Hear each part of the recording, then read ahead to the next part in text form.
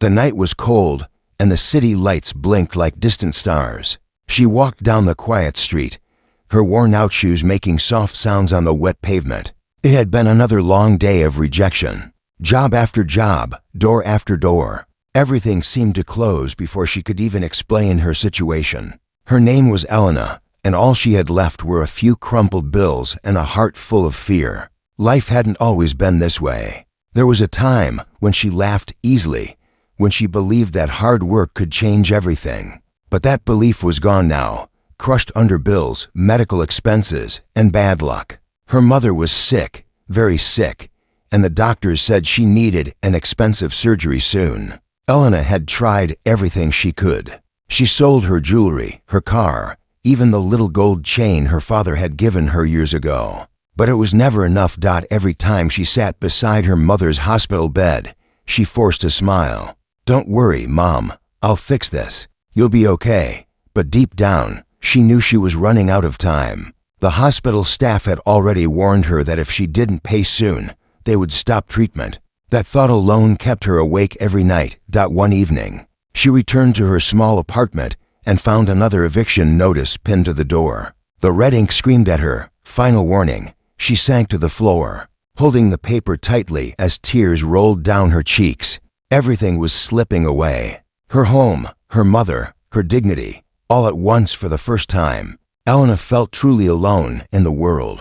Her friends had drifted away when her life started falling apart. They didn't answer her calls anymore, maybe because they didn't know what to say. She had no one left to lean on. It was just her against a world that didn't seem to care. That night, as she sat on her bed staring at the cracked ceiling, a thought came to her, a terrible one. But it wouldn't leave. She had seen things online, stories of women who made huge amounts of money by giving up a year of their life to powerful men. She used to judge them. She thought she could never do something like that. But now, her mother's face kept appearing in her mind, pale and fragile under hospital lights. What if this is the only way? She whispered to herself. She tried to ignore it, tried to sleep, but the idea kept coming back stronger. By morning, desperation had won. She sat at her old laptop and searched quietly, her hands trembling as she typed. She found a site that connected wealthy businessmen to women who needed arrangements. It felt wrong. It felt dirty, but it also felt like hope, the kind she hadn't had in a long time. She spent hours reading the profiles, the rules, the warnings. She didn't even know what to write about herself. What could she say? "I'm selling my future to save my mother?" No, that sounded like begging. So she wrote something simple, something honest, but strong. "I need help. I'm willing to give 1 year of my life in return for $1 million. No games, no lies." Her heart pounded as she hit submit. For a moment, she felt sick. What had she done? There was no turning back now. Days passed, and she received dozens of messages. Some were cruel, some strange, and some just wanted to take advantage of her situation. She ignored them all, but one message stood out. It was short, written with perfect grammar, no emotion, no small talk. "I'll pay. 1 year, $1 million. Meet me tomorrow at the Glass Lounge, 8 p.m. There was no name, no details, just that message. Something about it scared her and intrigued her at the same time. Who was this man? Why did his message feel so serious? That whole day, she couldn't eat or focus. Her hands shook as she tried to prepare. She put on her best dress, the only one that still made her feel human. She looked in the mirror and barely recognized the woman staring back. Her eyes looked tired, but beneath that tiredness was determination. She wasn't doing this for luxury. She wasn't chasing money for herself. This was for her mother, the only person who had ever truly loved her. When she arrived at the Glass Lounge that night, the city seemed quieter than usual. The restaurant was high-end, filled with soft music and the faint smell of roses.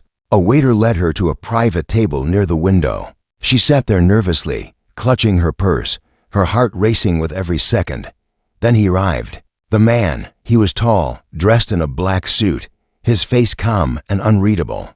There was something about him, an air of control, of danger, maybe. He didn't waste time with greetings. He simply sat down, looked at her, and said in a voice that was low but firm, "I read your message." You're serious? Elena nodded.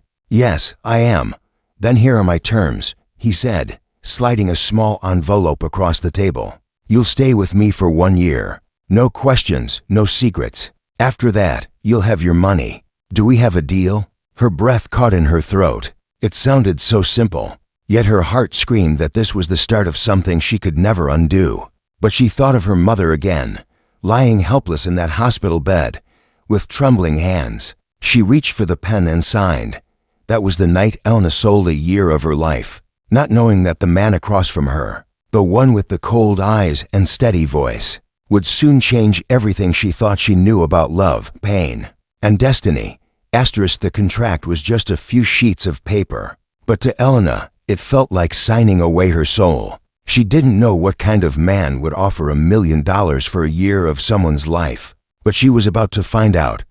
The next morning, she woke up to a message on her phone. It was short, cold, and precise. Your pickup will arrive at 10 a.m. Be ready. No name, no signature.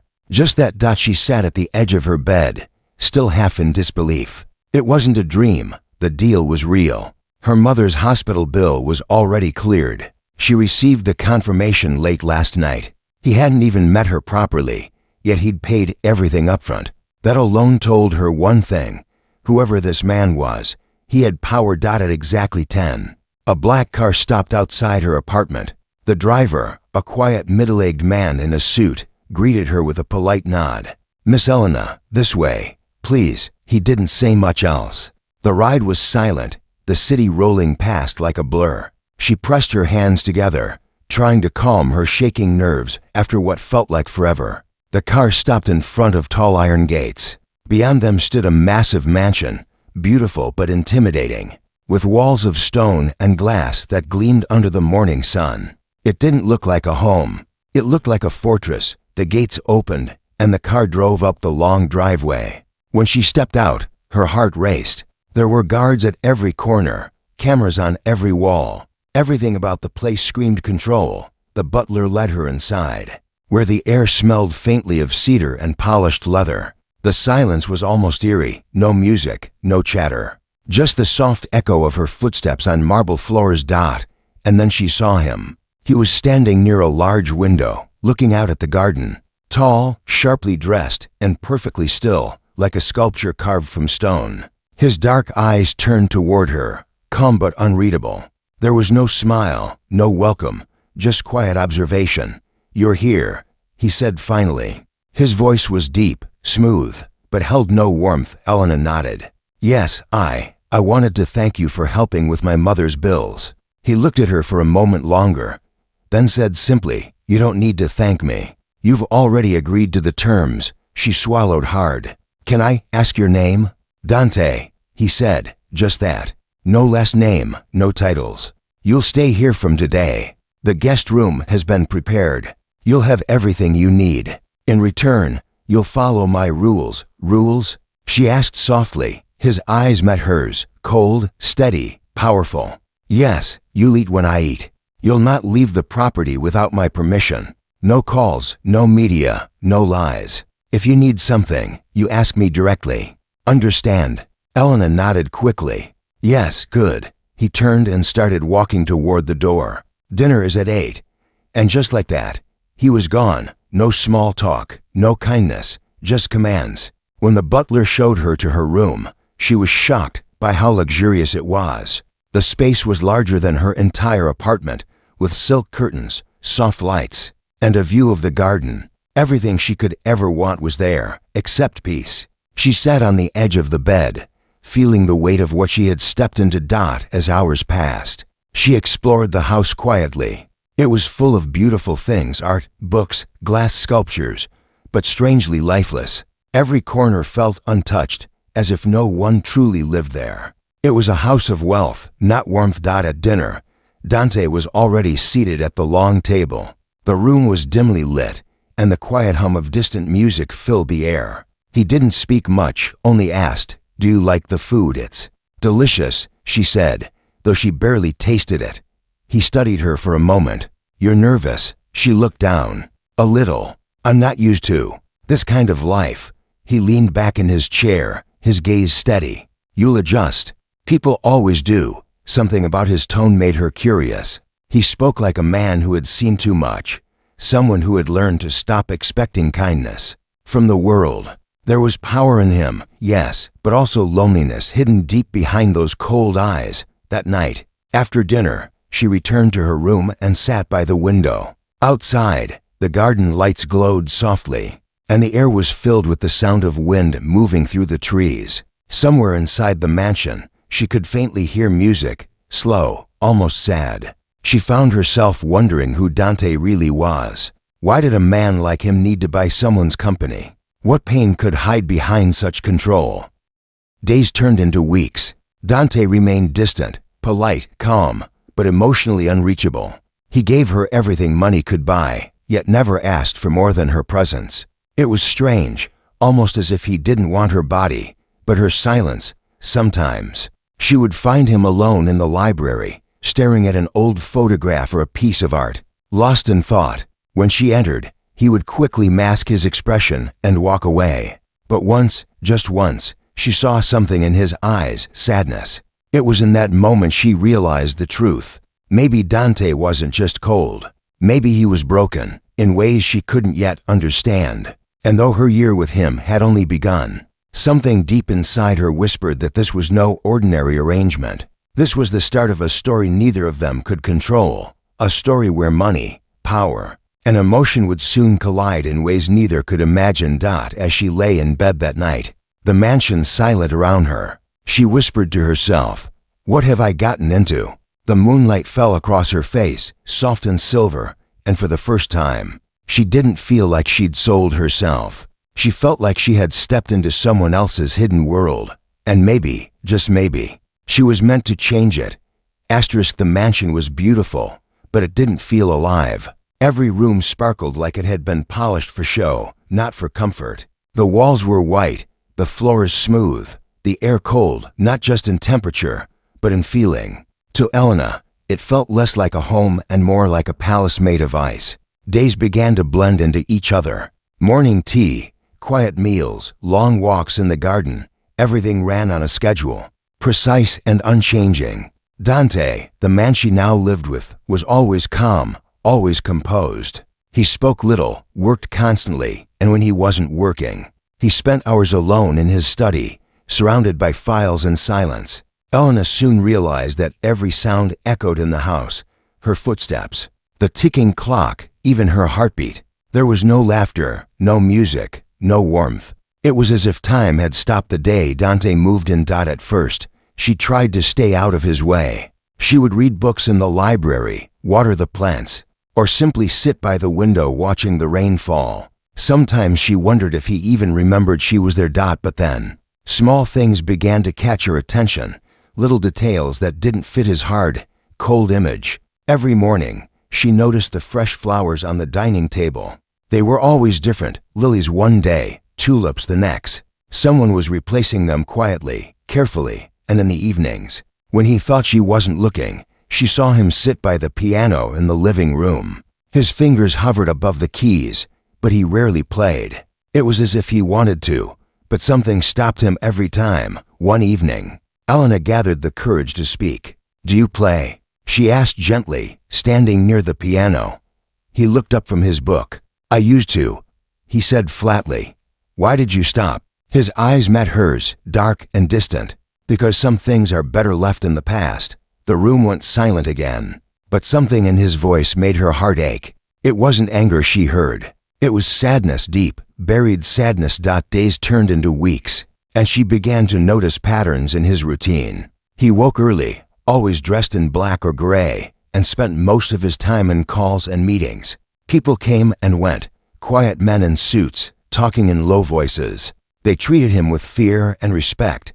One afternoon, as Elena was passing by his office, she overheard him speaking to someone on the phone. His tone was sharp, commanding, nothing like the quiet man she saw at home. "Handle it. I don't care how," he said before hanging up. It sent a shiver down her spine. She didn't know what kind of business he ran, but it was clear that he wasn't just a rich man. He was powerful, maybe too powerful. That night, over dinner, she finally asked, "What is it that you do?" He didn't look up. Business. She gave a small laugh, trying to ease the tension. Everyone says that when they don't want to answer. For a moment, the corner of his mouth curved. Almost a smile, but not quite. "You're smarter than you look," he said softly. Then, his tone changed again. "But some things are better not to know." Elena didn't push further. She could tell he wasn't dangerous to her, at least, not in the way she had feared. But he carried a kind of danger that came from pain, from living too long in darkness. That night, she sat in her room, unable to sleep. Through the slightly open door, she saw a light still on downstairs. She followed it quietly, her bare feet making no sound on the marble floor. There, in the living room, she found Dante sitting by the piano again. This time, he was playing, slowly, softly, the melody heavy with emotion. It wasn't a song she knew, but it made her chest tighten when he noticed her. He stopped. "Couldn't sleep?"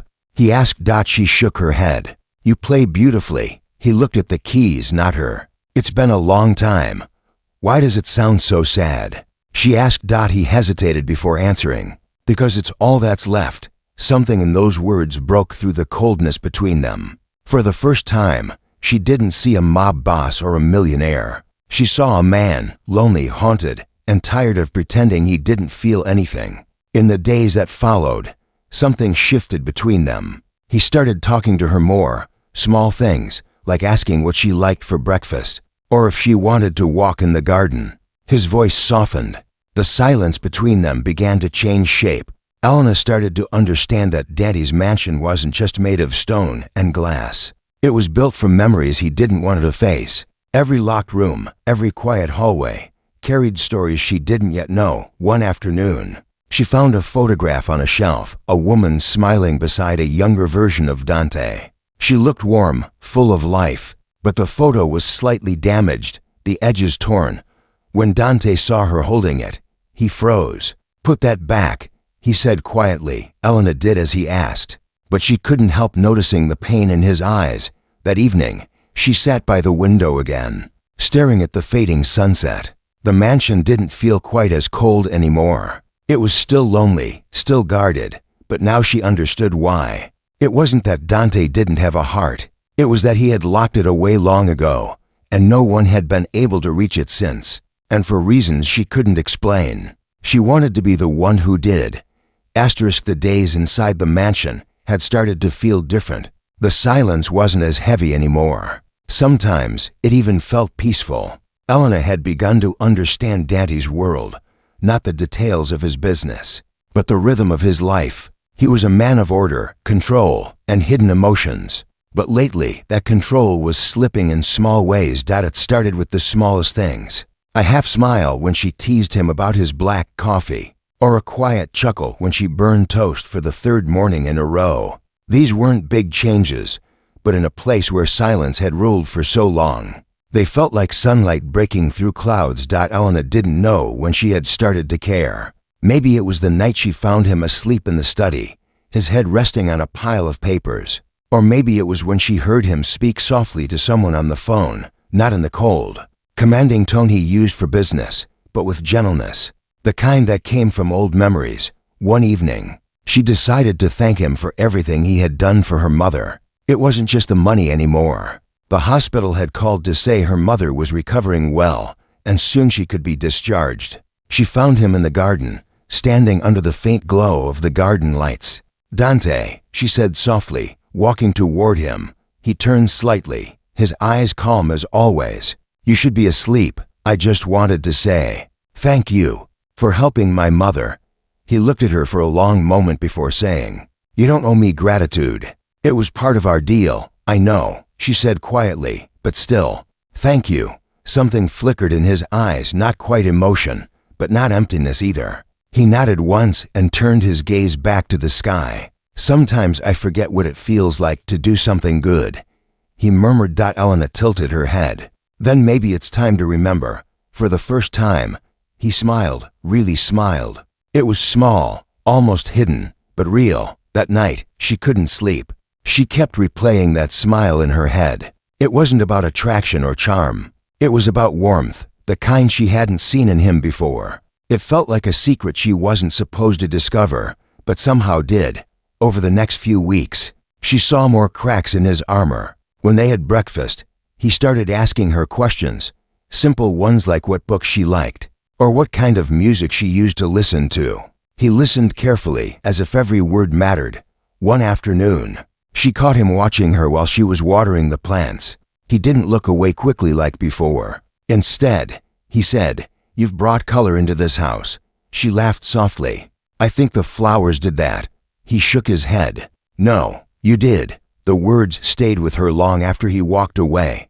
But not everything was gentle. There were still moments when his walls went up, when his coldness returned without warning. Sometimes he would disappear for days on business, and when he came back, his eyes would look darker, tired, haunted. Once, he came home late, his suit slightly wrinkled, his expression unreadable. She met him in the hallway and asked, "Are you okay?" "I'm fine," he said quickly. "You don't look fine." He stopped walking. "Elena," he said quietly but firmly, "don't ask questions you don't want the answers to." His tone stung, and she stepped back. "I was just worried," she said softly. He hesitated, then sighed. "I know," and he walked away. Later that night, she found him on the balcony, alone, staring out into the city lights. The wind tugged at his hair, and the moonlight made his face look softer, sadder. She didn't say anything this time. She just stood beside him. After a while, he said, almost to himself, "You shouldn't care about me." "Why not?" she asked gently. "Because everyone who does ends up hurt." The pain in his voice wasn't just fear, it was memory. Elena didn't push. She just whispered, "Maybe not everyone." He looked at her then, and for a moment, the cold in his eyes melted.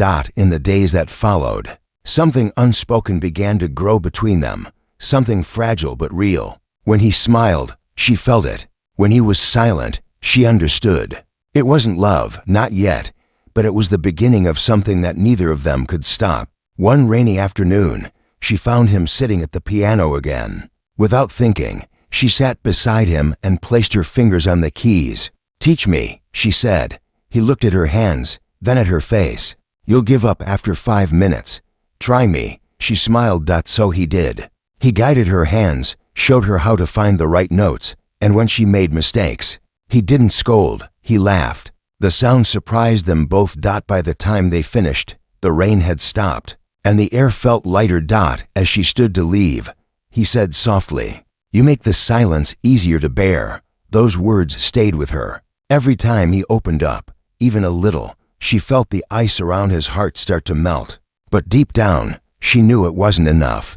Dante still carried something heavy, something that chained him to his past. And while Elena didn't know what that secret was, she could feel it waiting, somewhere in the shadows of his world. For now, though, she was content with the little pieces of warmth he gave her, a smile here, a shared moment there. It wasn't love yet, but maybe, just maybe, it was the start of it.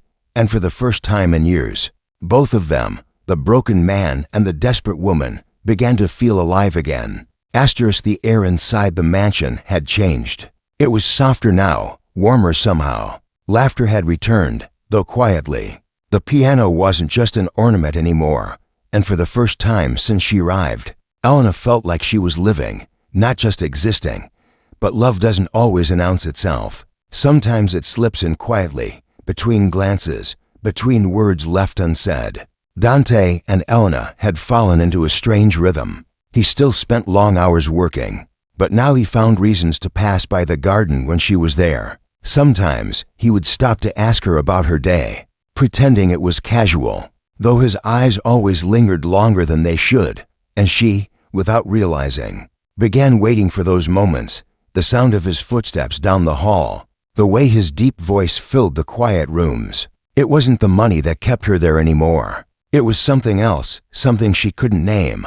One evening, a storm rolled across the city. The thunder shook the windows, and the rain fell hard against the glass. Elena sat near the fireplace, reading, when Dante entered the room. His shirt sleeves were rolled up, his hair slightly damp. He looked human for once, not the untouchable man she first met.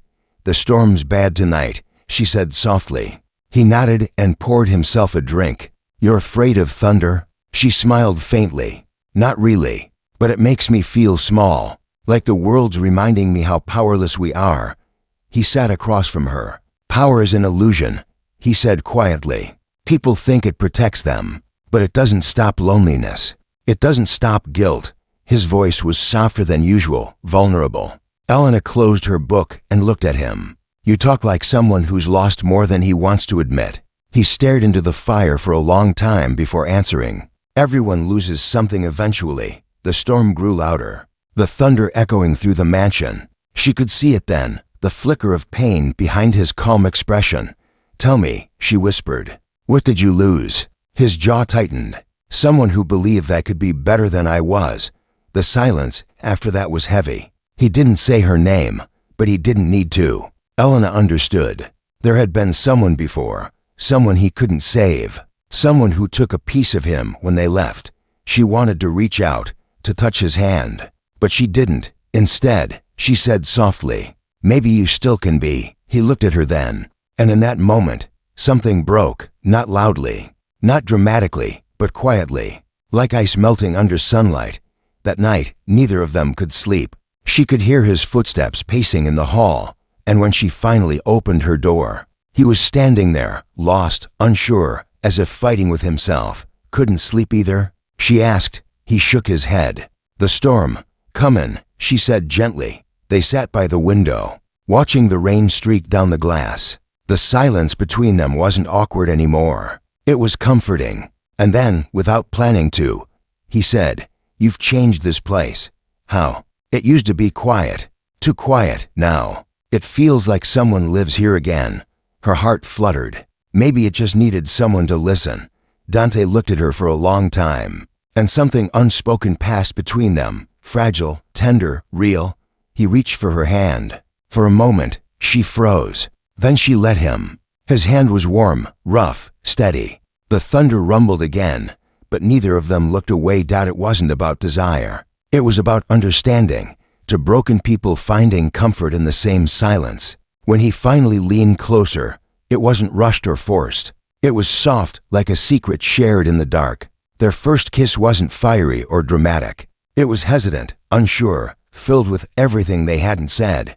Afterward, they sat quietly, the storm easing outside. For the first time, Dante looked peaceful. The next morning, everything felt different, but not in the way Elena feared. He didn't pull away. He didn't pretend it hadn't happened. Instead, he was gentler, more present. He joined her for breakfast, asked about her favorite food, even smiled more often. But happiness, in Dante's world, never came without a shadow. One afternoon, while she was reading in the library, she overheard him arguing on the phone. His voice was sharp, controlled but angry. I told you to stay away from her. She has nothing to do with this. Her heart raced. Who was he talking about? And what danger was he trying to keep from her? When he noticed her standing there, he ended the call quickly. Was that about me? She asked, her voice trembling. He exhaled slowly. It's nothing you need to worry about.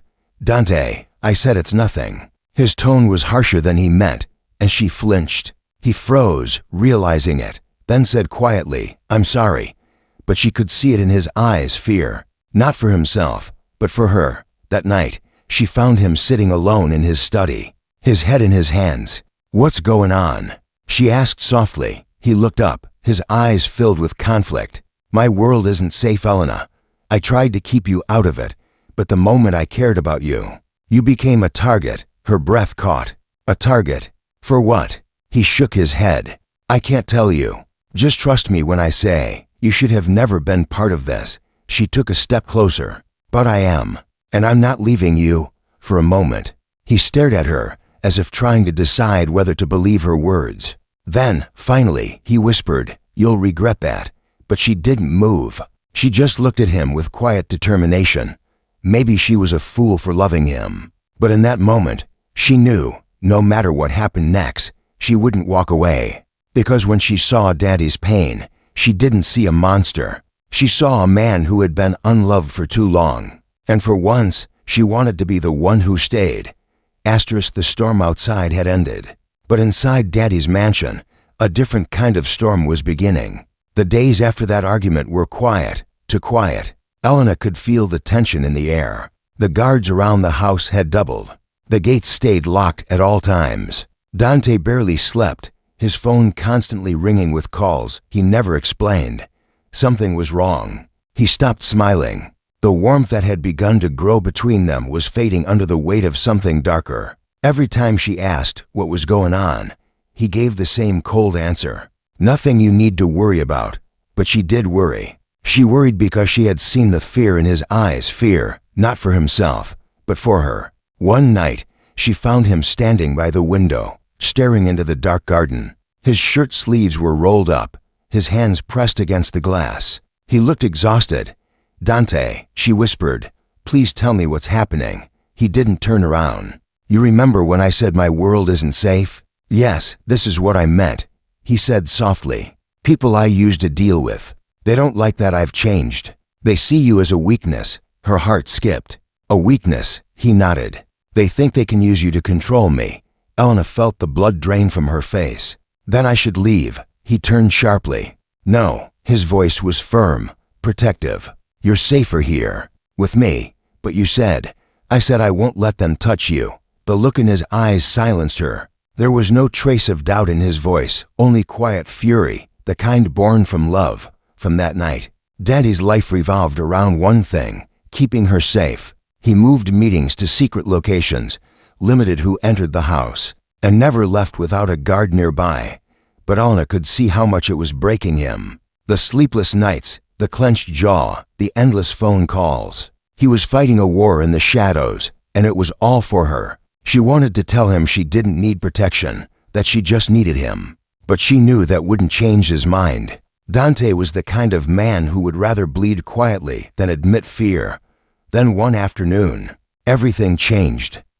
Elena was sitting in the library reading when she heard shouting from outside, men's voices, angry and loud. Before she could move, one of the guards rushed in. "Miss Elena, stay inside." Her heart raced. "What's happening?" But before he could answer, the sound of gunfire echoed in the distance. Her book fell from her hands. She ran toward the door, but another guard blocked her. "Please, stay here." He shouted, "Where's Dante?" She cried that no one answered. The next few minutes felt like hours. She hid behind the large piano, trembling, listening to the chaos outside, the shouting, the engines, the sharp crack of glass breaking. Then, suddenly, silence. When the door finally opened, Dante stood there. His suit was torn, his hands covered in dust, but his eyes were on her. He crossed the room in seconds and pulled her into his arms. "Are you hurt?" he asked urgently. She shook her head, tears spilling down her cheeks. "What happened?" He held her tighter. "They tried to take you." The words made her knees weak. "Oh my God, but they won't try again," he said firmly. He didn't tell her what he'd done, and she didn't ask. She could see the pain in his eyes, the kind that came from doing something he never wanted to do again. That night, as the house slowly calmed, she sat beside him in silence. His hand rested over hers, and though he didn't speak, she could feel his heart racing beneath his calm exterior. After a while, she said softly, "You risked your life for me." He looked at her, his expression unreadable. "I told you I wouldn't let anyone hurt you." She shook her head. "But why? You didn't have to do this. You could have let me go." He stood up, pacing. "Let you go? After everything?" His voice broke, the calm slipping for the first time. "I've built walls my whole life, Elena. I've lived without hope, without love, without peace, and then you came. You made me remember what it feels like to breathe again. I can't lose that." Tears filled her eyes. "You won't." But he just smiled sadly. "You don't know this world. People like me don't get happy endings." She stood and walked toward him. "Then let's make one, for a moment." He looked at her like she was something fragile and strong all at once. He cupped her face in his hands, his voice barely above a whisper. "If anything ever happens to me, promise me you'll keep living." She shook her head. "Don't say that. Promise me," he repeated. Tears streamed down her face. "I can't promise something like that." He kissed her forehead gently. "Then I'll have to make sure nothing happens." It was both a vow and a goodbye. The following days were calmer on the surface, but Elena could sense something heavy in the air, like a storm waiting to return. Dante became quieter, more guarded, his eyes constantly scanning every room. One evening, she found a small note on her pillow in his handwriting. "If I'm not here tomorrow, don't be afraid. Just know that everything I ever did was for you." Her heart stopped. She rushed through the house, calling his name, but he was gone, outside. The night was eerily silent. She stood by the window, clutching the note to her chest, whispering his name over and over, praying he'd walk back through the door. Because somewhere deep down, she knew he had gone to fight the world that threatened her. And this time, he wasn't fighting for power or money. He was fighting for love. The night Dante left was the longest of Elena's life. The mansion, once filled with quiet footsteps and soft voices, now felt hollow, like all its warmth had been carried away with him. She couldn't sleep. She couldn't eat. She just sat by the window, staring at the driveway, waiting for the black car to return. Every minute felt heavier than the last. The wind outside whispered like it was carrying his name, and each shadow on the wall reminded her of him. The man who'd once been all ice and now burned with love enough to risk everything. Hours passed. Dawn crept across the sky, but still, there was no sign of him. When the sun finally rose, the doorbell rang. Her heart leapt, but it wasn't Dante. It was one of his men, his face pale and worried. "Where is he?" she asked, her voice trembling. The man hesitated. "He went to settle things. Permanently. He didn't want you involved." "Settle things? What does that mean?" "Is he?" Before she could finish, the man said softly, "He wanted you to stay safe." That was his only order. Her world tilted. The note he had left her suddenly made sense. "If I'm not here tomorrow, don't be afraid. Everything I did was for you." Tears streamed down her face as she whispered, "No, no, please." She spent the next 2 days in silence, pacing the halls, her thoughts spiraling between fear and faith. Every creak of the door made her heart jump.